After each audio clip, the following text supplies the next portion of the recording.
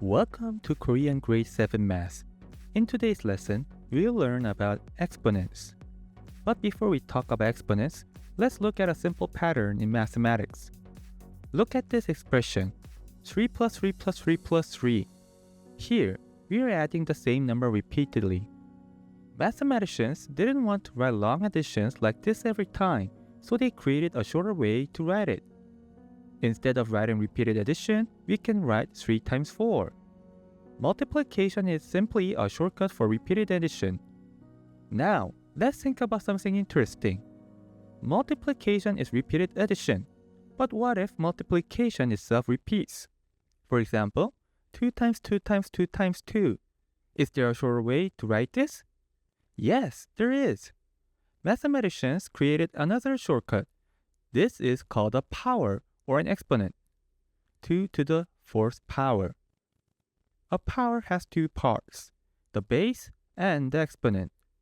The base tells us the number we multiply. The exponent tells us how many times we multiply it. So, 2 to the 4th power means 2 multiplied by itself 4 times. Let's look at a few examples. 3 squared means 3 times 3. 5 cubed means 5 times 5 times 5.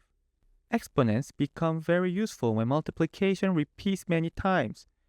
Instead of writing 6 tenths, we can simply write 10 to the 6th power. This makes mathematics much cleaner and easier to read. Try this one. How would you write 4 times 4 times 4 using an exponent? The base is 4 and it appears 3 times. So the expression becomes 4 cubed. Today, we learned about exponents and powers. In the next lesson, we'll explore prime factorization and how exponents helps us write it more clearly. If you enjoy learning math like this, consider subscribing to Future Math Lab. This is Future Math Lab. See you in the next lesson.